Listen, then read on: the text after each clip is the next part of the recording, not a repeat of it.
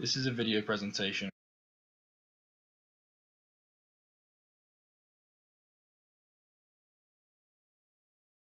on the overhand punch, which is used in boxing and MMA. The overhand punch is objective. The overhand punch is a mid-range punch that is thrown using the rear hand, which loops above your head and is aimed at the head of the opponent. It's one of my favourite punches in boxing, as you often see it thrown by big punchers and brawlers, less often by technical boxers like Floyd Mayweather, for example, who focus on more on footwork and defence. It's usually intended as a knockout punch, unlike a jab, for example, which is used to boost your scorecards or daze and confuse your opponents. It comes from the back, so it's out of the opponent's line of sight, therefore you can easily catch him off guard. That's why it's a great counter punch that can easily knock your opponent down if he doesn't move his head in time.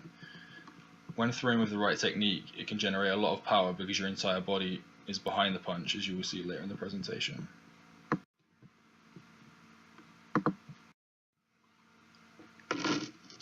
Problems with the overhand punch.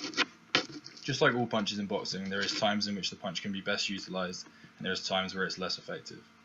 Many professionals regard this punch as a clumsy one which people throw when they're desperate for a knockout.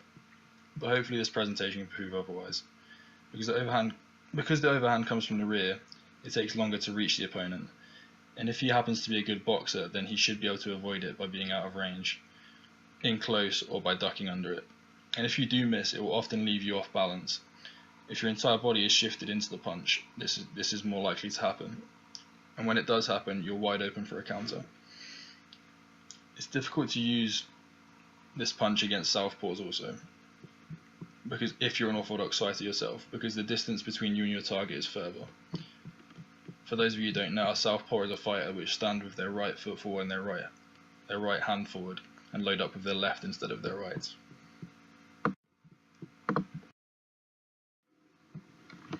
Fundamentals of the movement, the do's and don'ts. Firstly, the do's. Throw over your shoulder. The overhand should be thrown above your head and your shoulder in a looping type motion, so you end up punching downwards. This way your opponent will not see it until it's too late. Arch your elbow. When the punch leaves your hips, your elbow should be arched at an angle of around 90 to 135 degrees, depending on how far your opponent is from you. The higher the angle means the further the opponent. To get the most power from the overhand, the ideal angle of your elbow should be around 90 to 110 degrees. Use your peripheral vision. Your eyes should never leave your opponent. Even when you're leaning to one side, you use your peripheral vision to maintain the location of your target. Lean to your outside. As you're throwing the overhand, you should lean to the outside of your lead foot, left side for an orthodox fighter, in order to put your weight behind the punch, and to avoid any counters that might be coming your way. Sit down on your punch. Remember to bend your knees as you throw the punch. This can help you gain more power and also maintain your balance. Pivot your back foot. One of the most commonly overlooked things and underrated things is the pivot and transfer of weight of your back foot. If you want to increase the punching power of your overhand, then make sure you pivot as you're throwing the punch.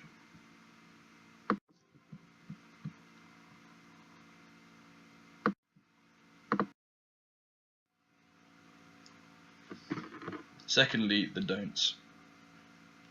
Don't throw close range. If your opponent is in too close, it will be impossible to land the overhand. In this situation, you can take a step back to get some distance and then throw it. Don't throw out of range. Make sure that your opponent is within range when throwing the overhand. If you throw from too far away, especially against a southpaw, you can end up being off balance, which will reduce the power of your punch and leave you open to counters. Do not load up. Don't give any indication that you're about to throw a punch. Cocking back your arm to throw the overhand can be easily read by a good boxer. Don't lean too far. If you lean too far to the outside of your lead foot as you're throwing, you run the risk of being off balance. Don't tilt your body too much, and don't put all of your weight on your front foot. As you can see by the photo shown on this slide, this is a good example of throwing out of range and leaning too far. He's very likely to miss the punch as leave himself off balance and susceptible to a counter.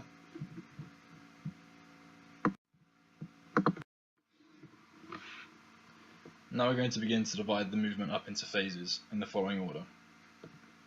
Firstly, Phase 1, your basic starting stance for any boxing punch. Phase 2, the preparatory movements. Phase 3, the wind up or backswing of the punch. Phase 4, the movement or swing phase of the punch. And finally, Phase 5, the follow through or recovery.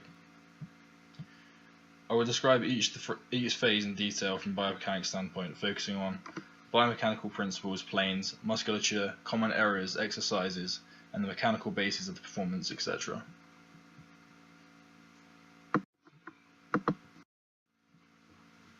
Phase 1, stance. Beginning in the fighter's stance position, assuming the orthodox stance with your right foot or your left foot forward and your right foot further back, where you load up your right hand, your strong hand. Arms are in a flex position with your right hand covering your mid-jawbone and your left covering the temporal bone of your cranium to protect you from any incoming punches from your opponent. The anterior portion of the waistline is facing away from the opponent, in order to prevent the opponent from launching an attack at that portion of the body. Fighters' feet should be plantar flexed in a standing position, or otherwise more commonly known as being on your toes. You often see fighters flat-footed wandering around the ring, especially in the lower levels. Not only does this make the punch at hand less effective, but it also makes you a lot easier to hit and a lot more immobile. This phase is entirely made up of isometric contractions. Ready? Now the second phase, preparatory movements. Ready? During the preparatory phase, the fighter will bend the posterior leg at the knee joint. This is where most of the kinetic wave energy for the punch's power is generated, which is why you often find punchers with less knockout power do not use their legs efficiently. They rely far too much on their upper body and are often quite stiff in terms of rotation. The fighter's body will continue to maintain a lot of the isometric contractions described in the first phase, while adding some eccentric contraction in the quadriceps muscle group of the posterior leg. Ready? Now the third phase, the wind up or backswing. The posterior knee joint remains loaded in a slightly bent position.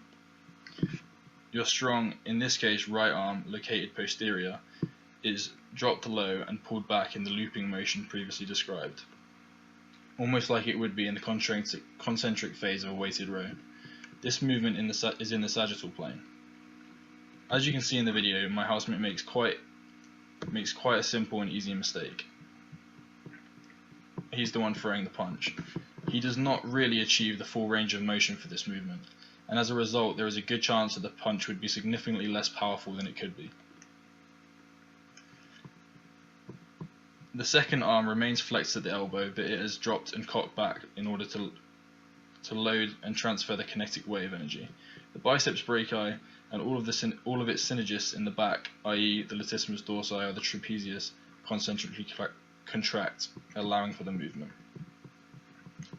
Your anterior or weaker arm on the other side remains flexed in a defensive position to protect the left side of the jaw. Ready? Phase 4, movement or swing. This one will be focused on the lower to mid body. The posterior right leg, which has been loaded for the previous 3 phases, extends in the sagittal plane, concentrically contracting the quadriceps muscle group. In conjunction with this, the plantar flex foot of the same leg internally rotates around 45 degrees, both of these assisting in moving the force upwards through the kinetic chain, passing through the hips. The femur also medially rotates at the hip of the same leg in the frontal plane, also known as internal rotation. During this movement, the core muscles contract and help to continue to move the force upwards in the kinetic chain also. The torso then quickly follows suit in the internal rotation, a frontal plane movement which is assisted by the obliques and hip flexors along with a few other muscles. It's a very common occurrence, especially at the amateur or lower level of boxing / MMA, that people are very stiff. They do not rotate their body with the punches very much, or with any movement, in fact kicks too, and the amount of power lost as a result is significant. You need to be able to rotate your body in order to transfer the weight of your body into your punches. Ready?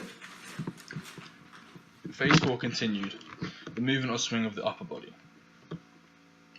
The shoulder joint actually goes through a couple of different motions in different planes. Firstly, it abducts in the frontal plane with a concentric contraction of the anterior deltoid. This raises the arm in the air. Then in the same fluid movement, the shoulder joint horizontally flexes in a transverse plane. The pectorals and deltoids, along with some other muscles, work in unison to allow this movement, to extend the arm towards the opposing fighter. The shoulder girdle then protracts in the transverse plane, allowing for added extension and increased range in the punch. The main agonist for this movement is the pectoralis major, through a concentric contraction.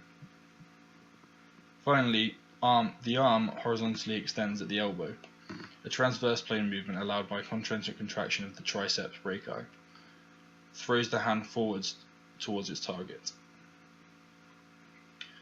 The force continues to travel up your lower body through the kinetic chain, and through the shoulder down the arm towards the opponent.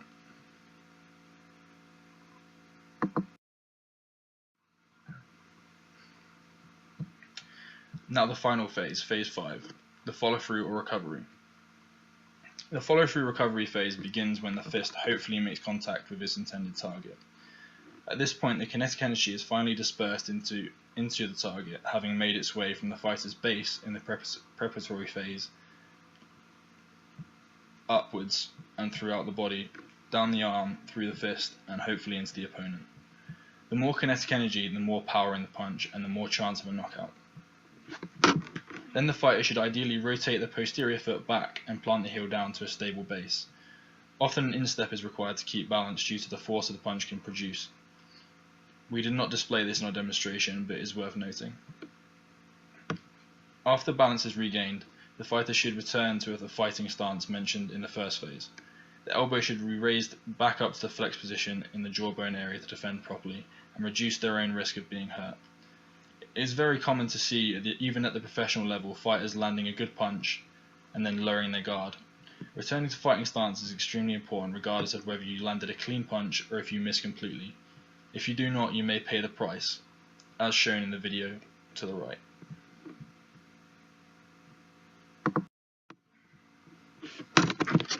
To summarise, we spoke about the overhand right punch today. The overhand right is one of these punches which is often deemed a haymaker, a wild punch thrown by brawlers and less skilled boxers. But as we looked at today, it requires skill, and if executed smartly and cleanly, it can be very useful in the sport of boxing or MMA. The same as any punch in boxing, whether it be an uppercut or a jab or the overhand. The overhand has its do's and don'ts. Do roll your shoulder, for example, but do not throw in the wrong area, whether it be too close or too far. Then we broke the skills execution down into 5 phases. Each phase is important as the next if you want to master the technique and be able to deliver knockouts like the ones we just showed earlier.